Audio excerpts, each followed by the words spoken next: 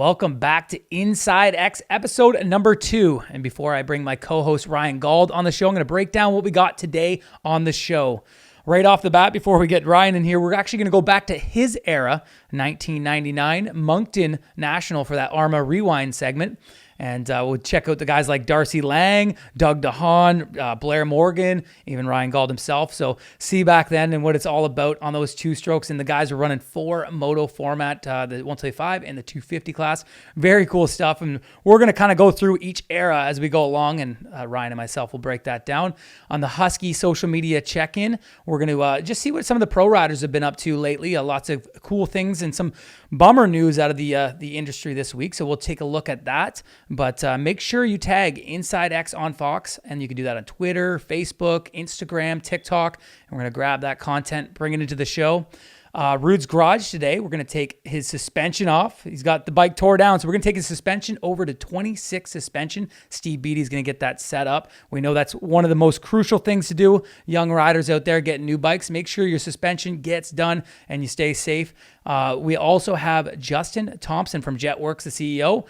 He's going to sit down with Ryan Gauld, see what his offseason looked like as a promoter and new broadcast guy and all that good stuff. One other segment we're going to talk about is the snow bike in the snowcross series, and that's a CSRA as they get one round under their belt. Let's see if they can finish out that series this year, and lots more content coming your way. And before we bring Ryan in, we're going to take a quick commercial break.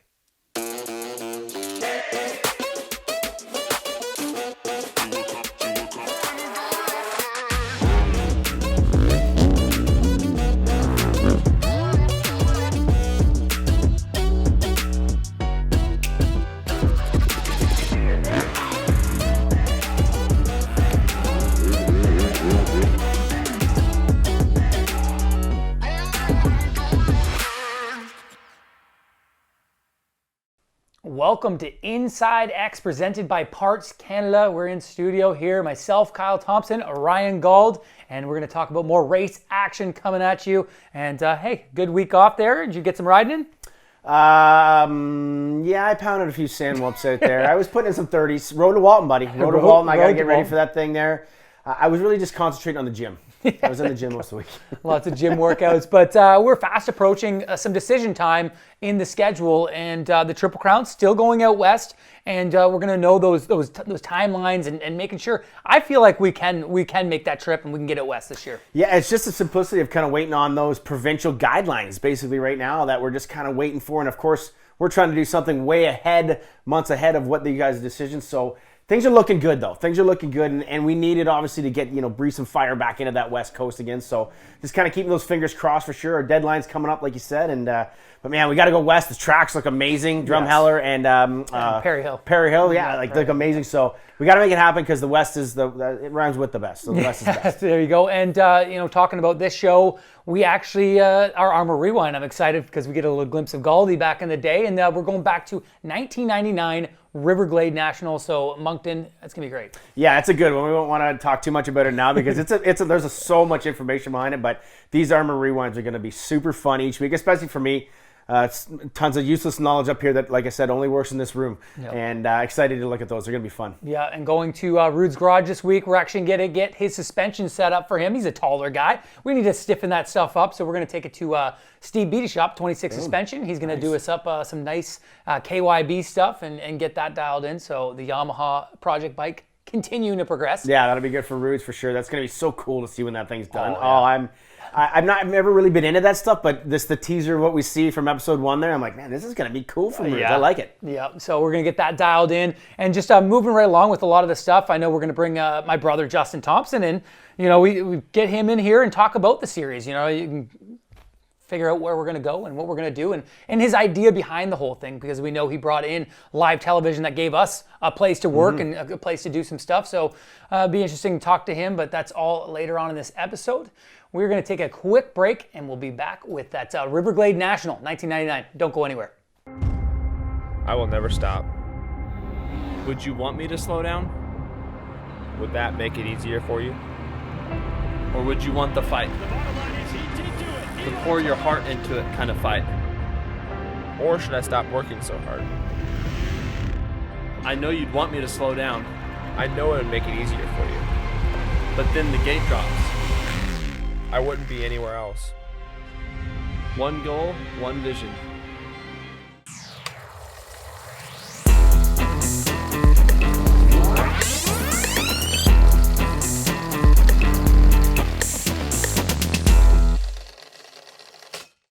All right, welcome back this week. ARMA Rewind, and it's obviously brought to you guys by the ARMA guys over there, the sports. They got some great stuff, and some of the stuff you should have used back in the day watching these Riverglade motos here. So we're going back to 1999 Riverglade. We get some good glimpses of you. Man, in first glimpse, I'm just like watching this, and you got Mark Travers, who's been around forever, great announcer, Ross Peterson, ex-champion, and it's a bit dusty there. Looks a little dry that day. Maybe the water truck broke, but that was something that kind of always sort of happened back in the day there. We didn't have big rigs or inline underground watering like some of the tracks do. We weren't maybe as privileged back then. Of course, 4 motos during those days, stuff like that. But the reason why I think we looked at this one was the number 5. This is the breakout year for Darcy Land. The year before he was good in 98. He had a couple podiums and stuff like that. Obviously earned the number 5 plate. Mm-hmm. But in 1999 at Riverglade is when he actually won his very first overall. He actually won it in the 250 class on this day. And the funny story with it all, he was so excited when he won the race that he actually pulled the old NASCAR thing. He did an extra lap of the track. We don't get it on the TV show. But I remember John Nelson coming back being mad at me because we crashed in the first turn. We got a Dust Bowl shot of that out there. But he comes back and he's like, the kid's still out there riding, man. We still riding out there, And actually, Al Dick was his mechanic for Sky Racing, the current manager. He was a mechanic back then, but little dry for those motos that day. And it's right in that era of, and we talked about this before the show, is that era was 99. You've seen a lot of good Canadian riders, yourself, Dubé, Morgan was very strong. JSR rode a couple rounds that year, didn't do the whole series. But then the next, it's like they flipped a switch and Y2K hit, and then you got imports coming in and a bunch of that. We're going to see that later on. But this was the era where we've seen our top Canadian guys battling out for these championships. And Blair Morgan at the time, he was the guy. Yeah, Blair Morgan was the champion at the end of 99 there, for sure. Him and Dubé battled all the way through. Dubé had a bit of a rough year there, but Darcy was in there. I was in there. Jay Whipple was a big... and Dahan, his teammate. They were teammates on the two-wheel Kawasaki. But to talk about that I believe it was the television package which really created a lot of hype around our series. And then, the manufacturer saw it, sponsors were coming in, and money was like, wow, this is good. And then the next year was the big year of Blackfoot. And we actually went out in 99. We were doing the West Coast Series, and we went to Wild Rose MX. I don't believe it was called that back then. I think it was Blackfoot Park back then. And we went there as a practice. And right then and there, all of us, oh man, this would be a great national. And the next we're going there in 2000 for a track. And then, of course, the Blackfoot team.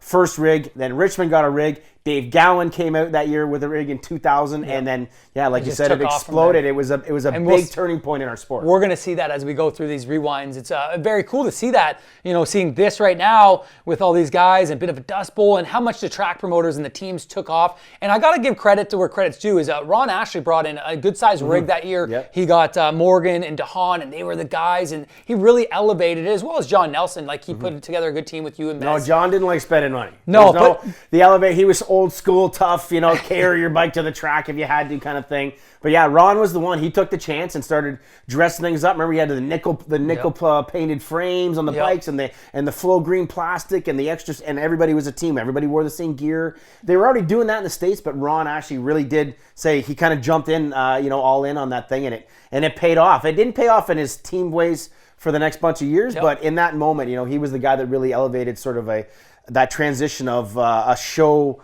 an entertaining package from the team standpoint. Yeah, no, it was cool. And I was that 99. I was a junior rider and actually rode with the two-wheel Kawasaki's, and he treated me like a pro at Walton Transcan and stuff like that. Had the bike by the rig, so that was cool for him. But touching back on the Darcy Lang thing.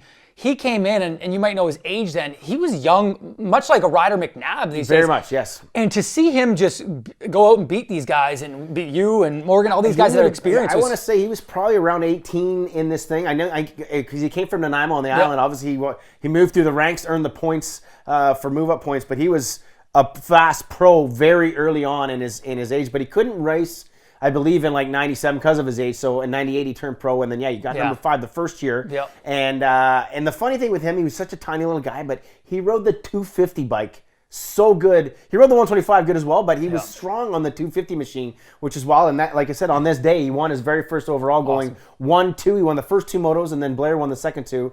but he went 1-2 for the 250 overall. And, I remember afterwards we went out downtown Moncton there to get some dinner stuff. He's got cowboy boots on. He's like this little redneck living from the island. And he did not fit the scene of this cool guy thing like that, but man, he could ride a dirt bike, and he proved it on that day. Yeah, and what a track to be at, Riverglade National. Obviously, we still go there to this day. Last year we missed it, obviously, with the COVID thing. Going back this year, and I don't know if you caught that checkered flag there. Earl, the guy, one of the owner of the track, he's always done that. And when we started going there, it was one of the things. Hey, Earl's got to do a checkered flag, and it's so cool to see that for how many years you guys have been going there that he's still doing. I want to say Moncton, maybe Moncton might be the longest running facility across Canada. We'd have to do some stats on that, but yeah, been there forever. And yeah, Earl, the guy there waving the flag, and such a cool moment and historic piece of Canadian history. Yeah. So as we go through the ARMA rewinds, I mean, I love watching them and seeing that and seeing you. You're a bit of an up and down rider. I see your flashes of brilliance out there. This day. Yeah. Some crashes there. But it's going to be cool to see. And then we can also see the transition we talked about in the first episode from your riding to riding in broadcasting into the broadcasting role. So yeah, it'll be fun to follow along. And on this day here, I had a crash in the first turn, and then at the very end of this thing, like second lap, 2 laps to go in the 250, I just auger on concrete, dry thing. And of course, the camera's right on me. Thanks, guys. I appreciate it. Yeah, follow along while I just embarrass myself. And you see me, I'm yelling at somebody. I don't even know. I'm looking out there, and if we look at Riverglade on that part of the track, I'm looking out in the trees, and I'm yelling at somebody to come and get me. My mom wasn't there, so I don't know who I was looking for. Yeah, so 99, what did you end up that year? I ended up with a number 5 at the end. It was kind of funny. The first 2 rounds went horrible. I was sitting in about 10th, and then literally as we started going out west, it just got better and better and better, and I ended up winning one in Alverton later that year. And then with a weird overall, right? Yeah, I went, what was it, 3-3. 3-3 for the overall. Morgan went 1-7 or 7-1, and Dubé went 1 DNF. Oh, there you go. And there's a great story about that one with the moto went too long, and the French fans were thinking he was going to win, and they ran the moto long. And good stuff in '99. It was a great year race, best racing year of my career, and a lot of great memories and fun times. And Darcy Lance put his name on the map big time here with the win. Yeah, that was a great race there, Riverglade 1999. And that's it for the ARMA Rewind this week. Tune in next week. I believe we're going to go to 2001. I think we jump a couple years. And that's when it really pops off here in Canada Moto. So we'll check that out. And thanks for tuning in this week. And we're going to go to a quick commercial. Back with some more InsideX.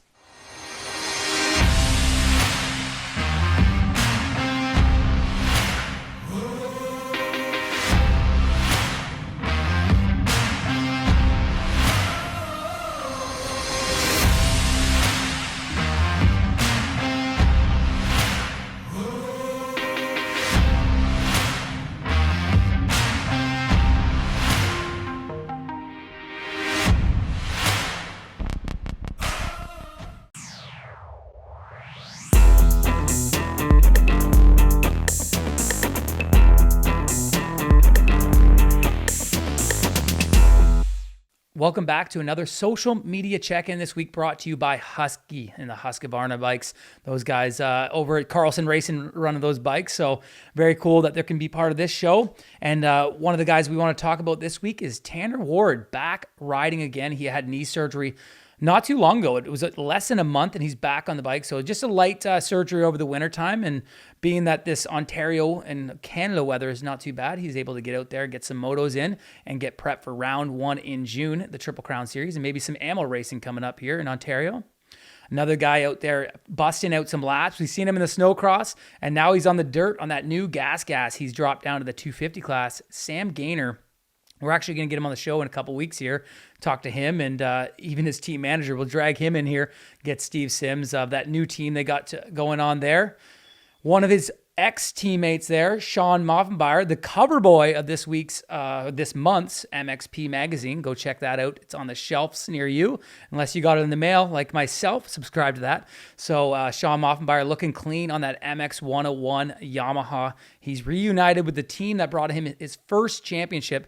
Very cool for Sean. And another teammate, I guess we're getting the old teammates together here, Phil Nicoletti, starting his new team with the Club MX team. Obviously, a kind of a Canadian part to that team with the Jeffrey Holmes being a part of that. So Good to see Phil back out there racing the AMA 450 class. So we're going to be rooting for him from Canada. He's our 2019 champion and a big part of the series for the last 2 years. So good luck, Phil, with that.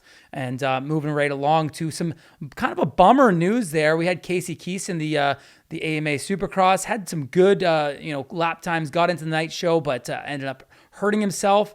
And then on his trip back to California to kind of get healed up and get things going, he got in a car accident. Everybody's okay, but it looks like some mangled trailers and trucks and bikes, and we're just happy that everybody's all right. I'm sure everything's going to get taken care of, and good job for Casey getting out there in the AMA Supercross, trying to give it a go. Better luck next year. We'll look forward to him coming to the Triple Crown Series and running up front in that 250 class. And before we send it off to commercial, this Cardo Systems, I'm going to leave you with a nice little Cardo video, and Cole Thompson explaining how Cardo Systems have helped him train. He's down there at GPF with Josh Woods, and how it's going to be helping him through the MRC Nationals. Obviously, MRC being a big part of it. They made that legal last year for amateur and pro racing. So you young kids, looking to get a little advice from your trainer or maybe your mom and dad, get these Cardo Systems, and they're available at Parts Canada. And I'm going to leave you with the video right now.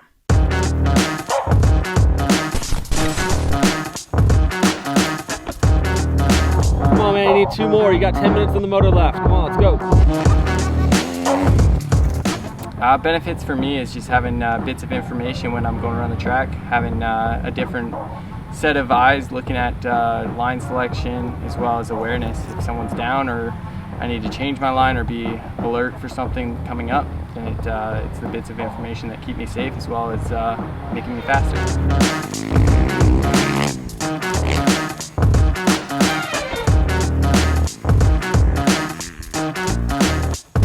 And that is a cool setup there. The Cardo system, those guys, you can get that system at Parts Canada dealer near you. And I can't wait to kind of use those. I know, kind of joking with Galdi about this, and we're going to get out to some tracks and test it out. But I'll do it with the boys back here too when we get to the farm, doing some motos out there with the new Blue Crew. And those things, the Yamaha's coming in. So we're going to get the Yamahas, we're going to get these Cardo systems hooked up, and we're going to do some fun stuff at the track, testing different things. But very cool to see that, those Cardo systems, and you get so used to, back in the day, it's just all pitboard. Well, even up to now, it's like you get one chance to see each lap what your mechanic has to tell you. And it's not even a lot of info because you're going so fast. These bikes are so fast that it could be just lap times and stuff like that. But you get that Cardo system on there, and like you've seen Cole talking to Josh Woods there at GPF, and it's just more info. Hey, change up this line here. The guy behind you is a little quicker on this. He's tripling through this section. Whatever it be, it's just that extra little info. And I think, honestly, if you took that and you started at your practice track and you just took a little bit of segments here and there where you're getting used to somebody in your ear. I've rode my whole life. I've never had anybody in my ear. The only person talking is myself, talking to myself. And I think just getting used to it and then taking that to the race, I think it's going to be huge. And speaking of racing, the Snowcross series just got underway, but it just got canceled the last round. So that series had 1 round for the pros. Unfortunate, not enough snow there at the Horseshoe Valley ski resort. So those guys having to cancel this weekend coming up. But we did get to see some good action. We had the Interlace guys down there catching some cool clips. And some of the Triple Crown pros, Yannick Boucher on his Husqvarna, Sam Gaynor on the Gas, as well as Taylor Ciampachini, those guys battling out front. Yannick taking the win and lapped the field. Insane. The guy's been on the snow bike for the last 3 years, and he's just getting better and better. I talked to him this week, and he asked me if I've ever rode one, and I'm like, no, I just hear they're challenging, and I don't want to mess with that. I'm too old to teach me new tricks. So Yannick just dominating that. He got a silver medal last year at X Games. This year, only able to race that one time, but he keeps getting better and better. We'll see if that can transition into his Triple Crown this year. He's a top 10 guy. He might be able to slip up into that top 8, top 5 maybe. Sam Gaynor looked great on that for just getting on that. Talked to him a little bit about his experience, and he said he felt sketchy the whole time, wasn't feeling comfortable. But also Taylor Ciampachini getting second in that snow bike race. He's getting better each each time he's out, and this is his third year doing it, and he'll end up second overall in the series with that second place finish there in Lindsay. In the snowcross, which the CSRA originated with, the pro snowcross, a good buddy of mine, Taylor McCoy, dominated that scene. He was flying around there. He beat out Isaac St. Onge for that second spot, and those guys duked it out. They actually tied in points there, both with 92, but Taylor McCoy able to get that championship with that main event win. Third place, Scott Vanderborn, RJ Roy out there, and Cale Callan. He was out there on that Articat battling it out. And it's cool to see these guys on snowcross, and a lot of these guys transition over into the moto scene. I know a guy like Taylor McCoy, he runs in the junior. He might be an intermediate now. Scott Vandenborg, he's rode pro many years he's actually ride some premix stuff. Kyle Callahan, he rides the junior class as well, and a couple of the other guys. RJ Roy, another guy, rides moto. So all these guys transition into the wintertime. Unfortunately, their season got cut short. They only got that one round in, but hopefully 2022 comes and they'll be able to get a full season in, and just lots of good racing. And that's one thing that we're going to do here, InsideX. A lot of last year, there wasn't much racing going on, so there wasn't much to cover. We know that the Superbike guys are going to start in June, as well as the Triple Crown, and we're going to get some flat track racing. You know, a lot of those guys there, and just such cool series across Canada. And we got some cool things that we're going to be launching here soon. Some things that you're going to have to stay tuned and check out soon with the Triple Crown and little offsets that we're going to do as the series and the season goes on. But that Triple Crown series still set to launch June 18th out in Drumheller, and that's the Dorba MX. That track is going to be very cool. The Badlands. It's going to be cool to start the series there and then move across to a new track as well, the Prairie Hill. It's going to be that dark black dirt there before we come back to Walton 1. So those races getting underway. But like I said, we got Superbike, we got flat track, we got some other series coming out, and we're going to cover a lot of them. We're going to get some of the guys in different series coming up, and it'll be interesting to follow along. But I'm going to have to send you off to a quick little break, and we'll be back with some more InsideX.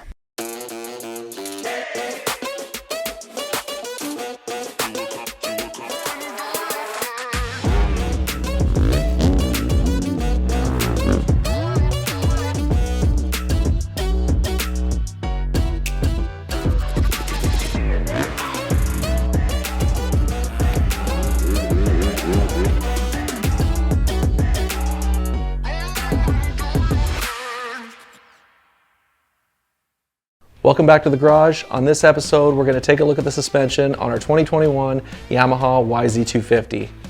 The suspension on your bike, regardless of the type of riding or racing you do, can be one of the most important things that you're going to do to your bike. We're going to talk to Steve Beattie at 26 Suspension and see what he has to tell us. Let's get these over to Steve at 26 Suspension.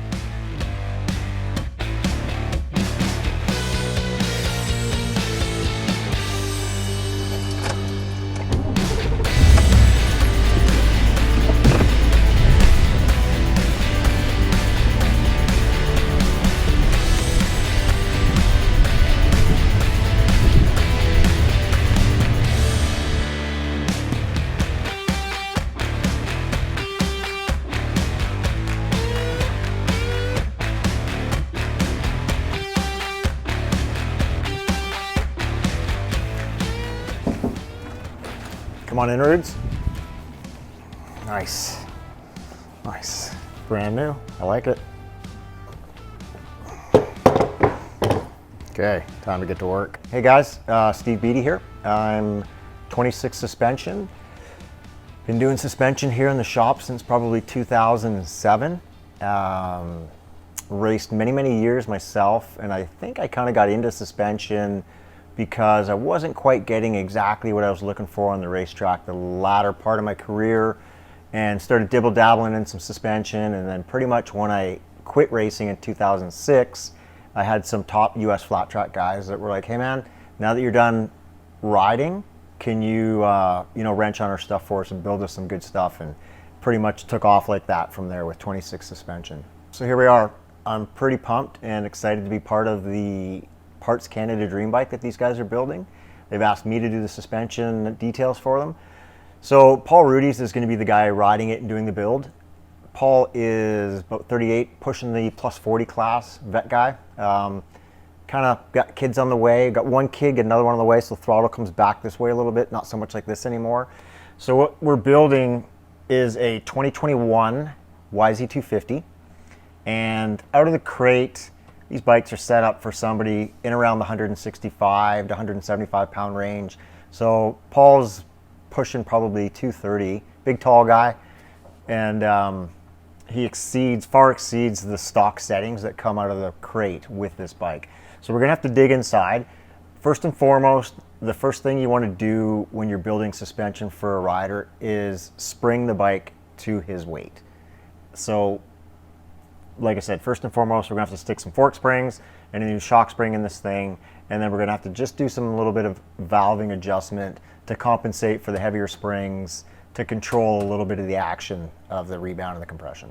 Okay, but that's enough of that for now. So let's rip into this stuff and show you guys kind of what we're gonna do here as far as taking this stuff apart and the routine of doing some suspension for somebody. This here's the compression adjuster assembly. So it's got to come apart. Do a small modification here.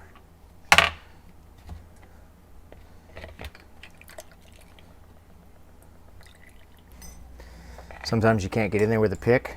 There's not enough room because of the Schrader valves in the way. You can't push this down far enough. So one of the tricks of the trade is you take a shim, give it a little bit of a bend behind the clip, walk the clip out. Okay, so what we're going to do here is we're going to, as a safety precaution, the manufacturers, KYB in this case, the shocks KYB, they peen over the end of the shaft so that the nut cannot come loose when the guys are riding. It's strictly a liability. So what we're going to do is chuck this up here in the lathe, relieve the threads back, and that way we can take this stack off and change the valving for Roodz.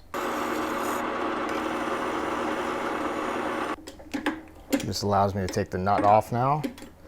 So I've just cut off where they peened it.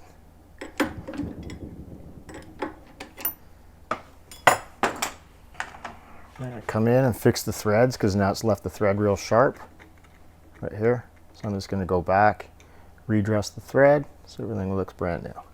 Okay, so what we got going on here is here's the internals of a shock as far as the valving goes. You've got a series of shims, different diameters and different thicknesses is how we tune the shock. Compression side with the bigger diameter, rebound small side. We're going to take this thing right now from the factory and make sure it's flat. We're going to deck it.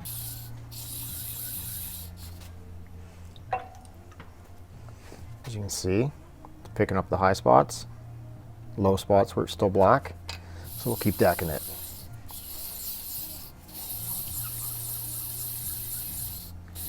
Until the piston shows that we've got it completely level and flat. Race Tech, Parts Canada pieces. I'm going to show you guys real quick. There's a bit of a cool color scheme going on here with this bike as far as retro. So let me show you what we got going on here for colors.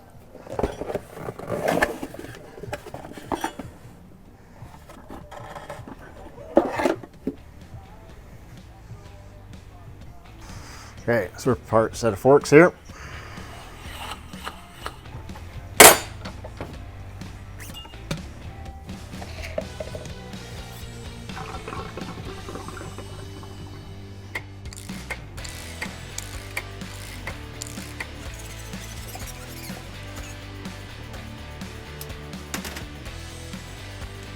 There's the damper rod with the rebound piston and the mid-valve assembly right here.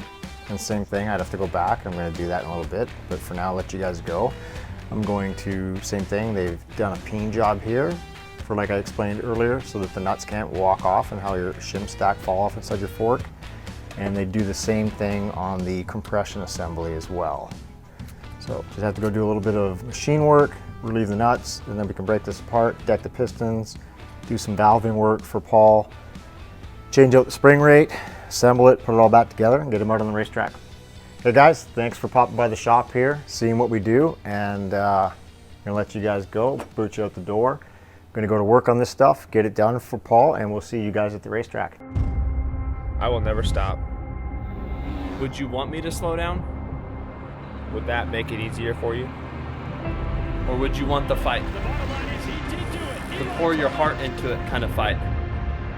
Or should I stop working so hard? I know you'd want me to slow down.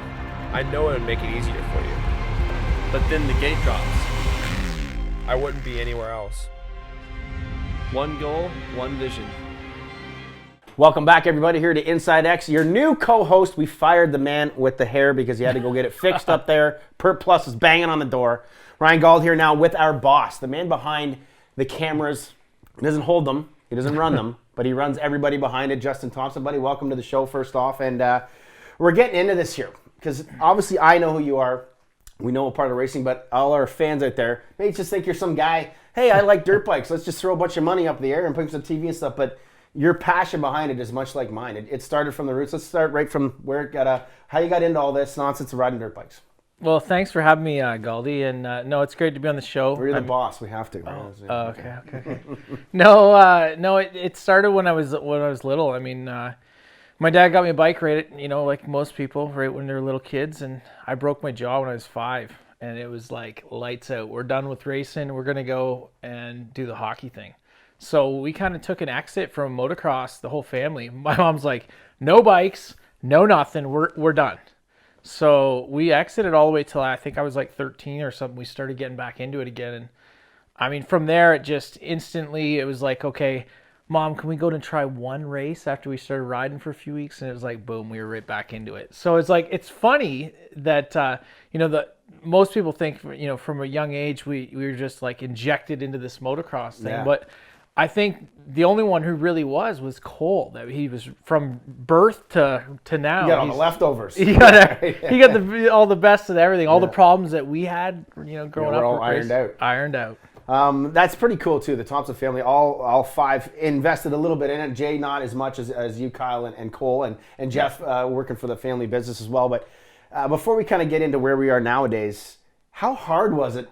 Like going on Christmas dinners of like when you guys were all racing at the same time. You never really crossed paths. You and Kyle did. A little bit. But like, fist fighting a little bit. Like, oh, hey, why'd you buy him a new set of gear? Or why is Cole getting this?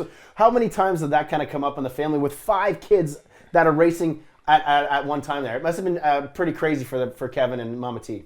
Oh, for sure. I mean, like any family, especially with having all boys like that, it gets... There's days that, I mean, we'll flip the table for someone losing Monopoly, right? I mean, that's just what it is when you're growing up with brothers like that. So, and we've always been super competitive. No matter what we do, I will say that no matter what Thompson's involved, it is serious whether you're playing a video game, a hand of cards, or you're racing a dirt bike. It is all in all the time. Well, and competition doesn't just end on the track for you. Now, you're the man behind our series here. A few years ago there, we made a change from CMRC to MRC.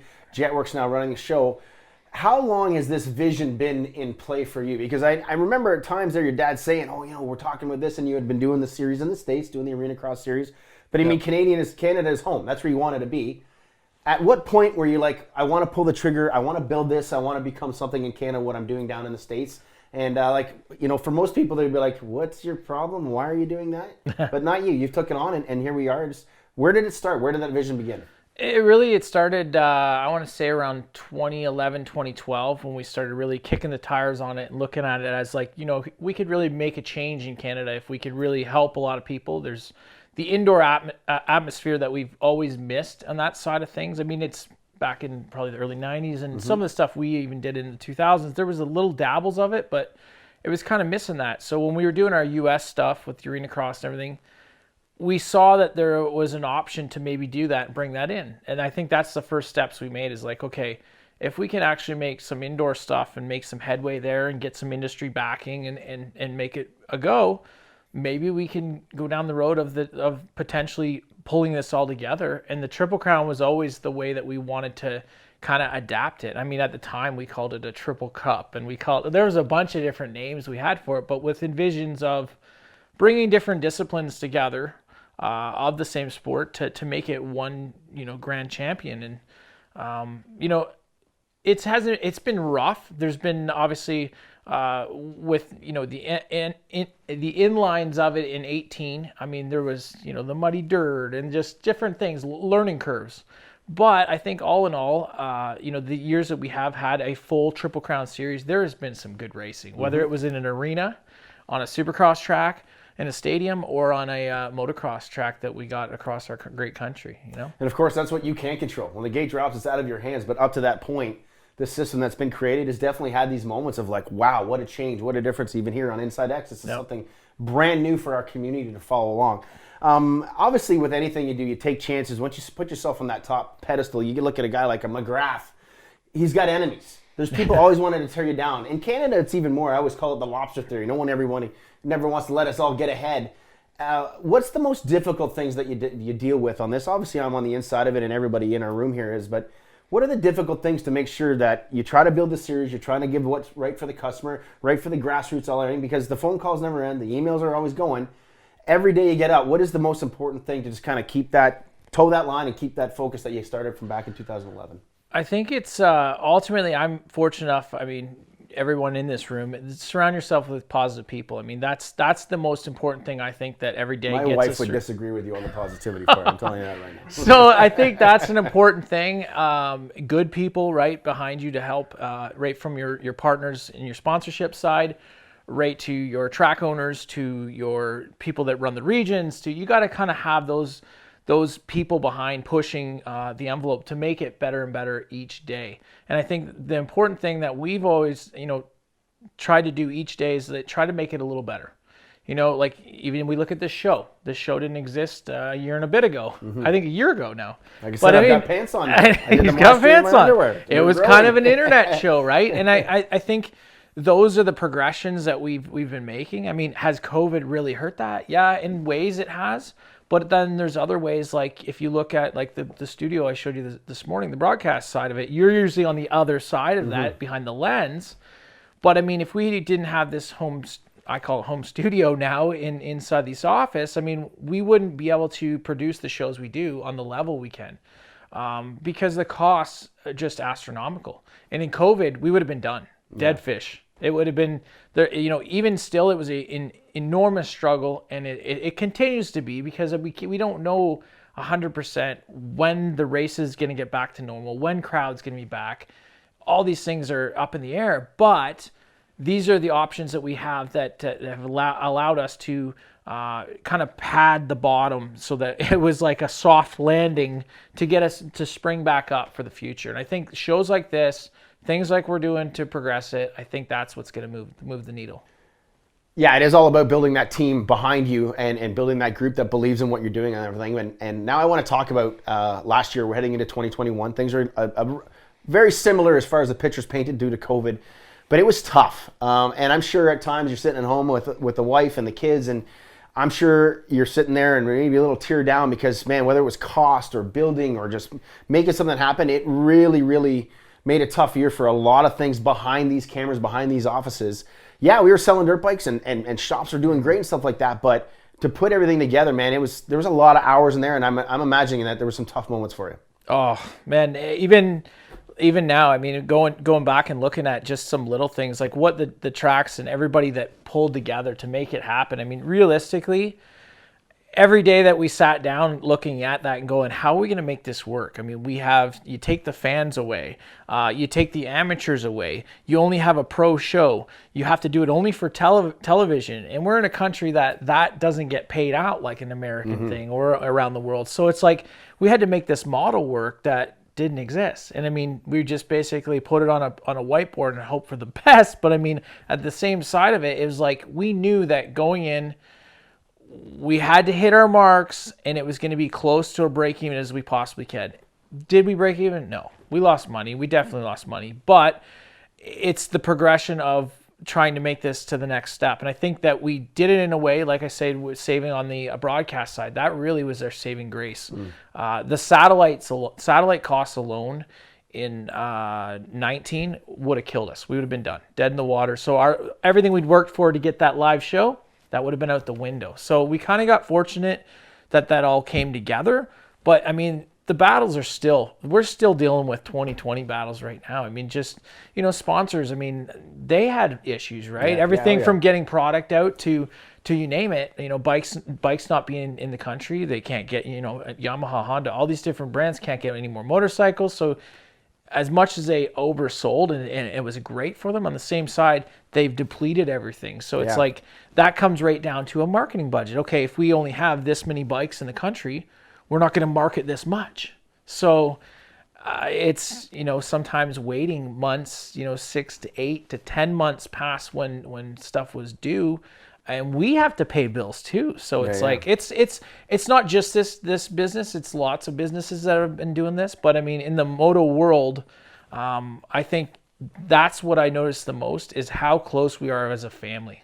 I mean, man, we had some, heart-wrenching calls with everything from tracks to teams to you name it. Mm-hmm.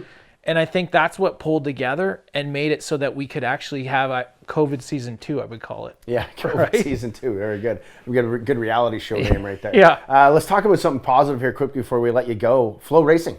Very cool addition to this year. Just talk to me how that's going to work, how our Canadian customers are going to be able to watch the Triple Crown this year. It was great. That's Flow, having them on. We wanted to, once again, we were trying to progress things. We were very fortunate having Two Wheels there for a few years. Flow approached us. They have a great platform, been around 16 years.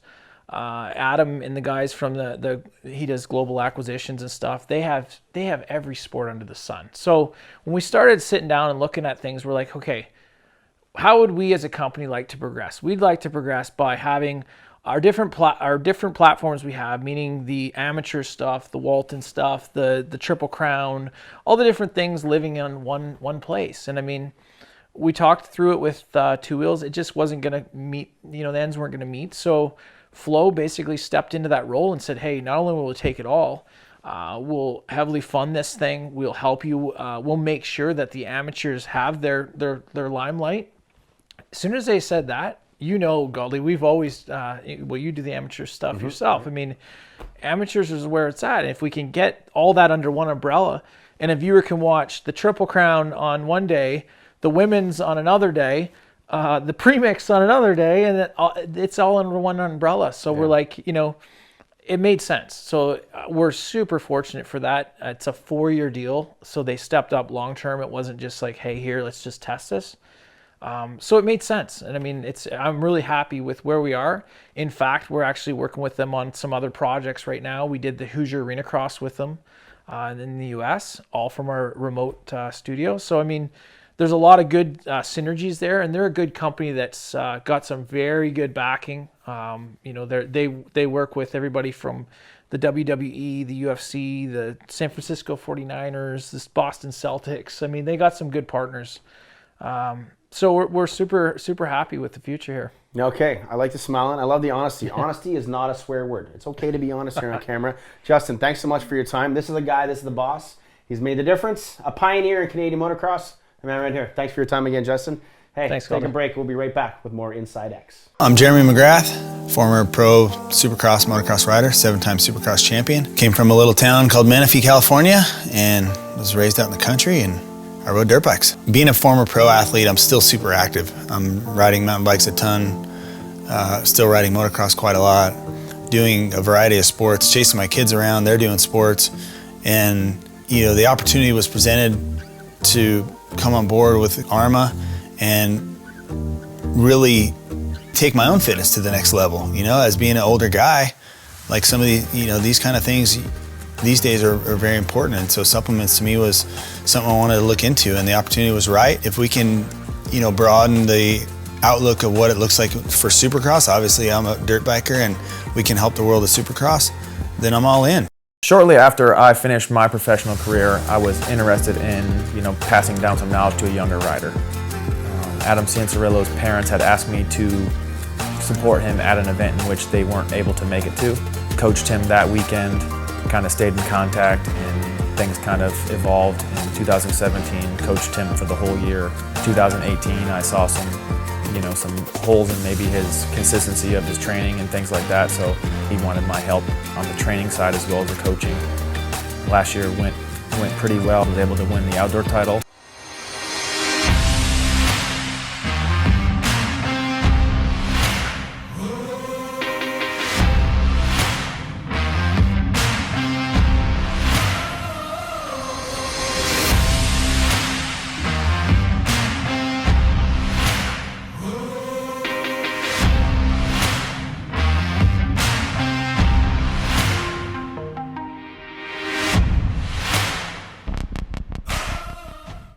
Welcome back to InsideX. Another episode done. Already 2 episodes in, Goldie. Cruising, man. Just along. flowing like the dew up there. You're just you're flowing through this stuff. And before you know it, we're going to be racing, and I know you've been training that road to Walton like we talked about. And Stop that already. I'm hyped because I'm your mechanic, so we're It's looking just forward a to that. hashtag for me. That's You're it. just There's nothing- nervous. You're just nervous right now. Once we get on the gate, pressure. you're gonna be good to go. But Yeah. what a great episode. Love seeing you race 99.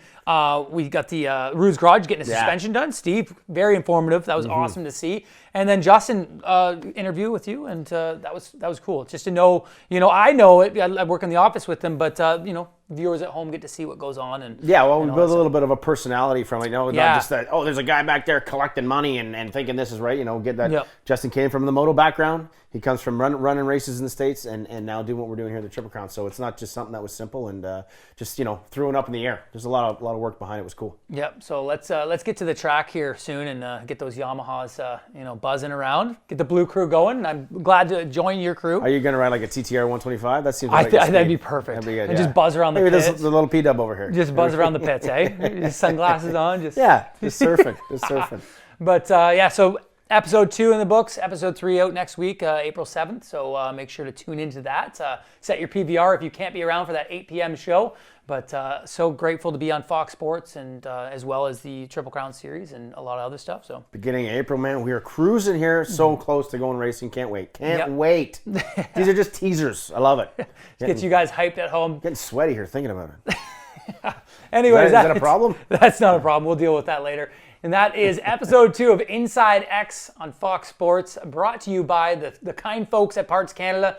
Join us next week, and we'll have some more race content coming at you.